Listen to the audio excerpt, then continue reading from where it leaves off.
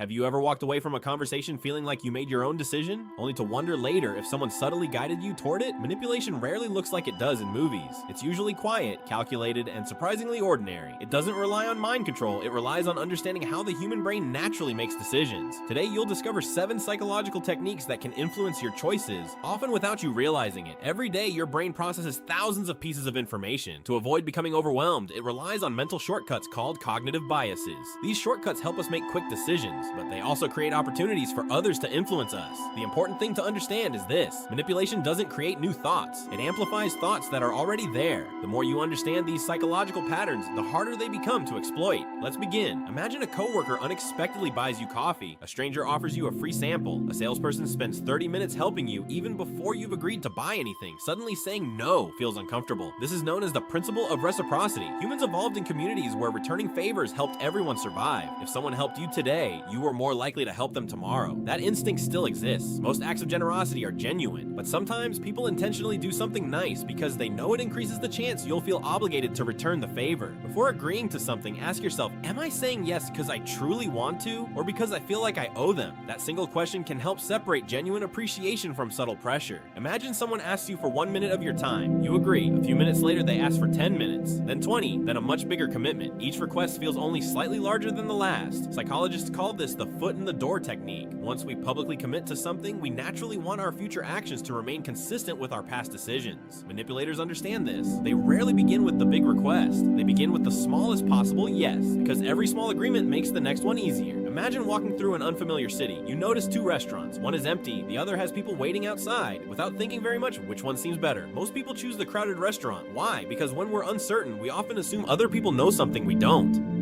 Psychologists call this social proof. It's one of the reasons online reviews, follower counts, and testimonials have such a powerful influence. But remember, popularity measures attention. It doesn't always measure truth. Large crowds can be right. Large crowds can also be wrong, and only 3 left. Sale ends in 1 hour. What limited edition? You've probably seen these messages hundreds of times. Scarcity creates urgency, and urgency reduces careful thinking. When we believe an opportunity is disappearing, our brains focus more on avoiding loss than evaluating value. Sometimes the scarcity is completely real. Other times it's artificially created simply to pressure you into making a faster decision. Whenever someone insists you must decide immediately, pause. The ability to slow down is often your strongest defense. Think back to the last time you were extremely angry, or extremely excited, or deeply afraid. Were you making your most rational decisions? Probably not. Strong emotions narrow our focus. That's why some manipulators intentionally trigger fear, guilt, shame, or excitement before making a request. When emotions become intense, logical thinking often takes a back seat. One simple habit can protect you. Whenever an important decision feels emotionally overwhelming, wait, sleep on it. If your answer changes after 24 hours, emotion, not logic, was probably driving the decision. Imagine 2 people giving identical advice. One wears ordinary clothes, the other wears a white lab coat and carries an impressive title. Which one are you more likely to trust? Research shows that appearance, confidence, and perceived expertise can strongly influence our judgments. This tendency is called authority bias. Real experts deserve respect, but authority should never replace evidence. Instead of asking, who said this? Ask, what evidence supports it? That's the difference between thinking critically and simply following confidence. Perhaps the most damaging form of manipulation isn't loud, it's quiet. Imagine someone repeatedly tells you that events you clearly remember never happened, or insists you're overreacting every time you express concern. Over time, you begin questioning your own memory.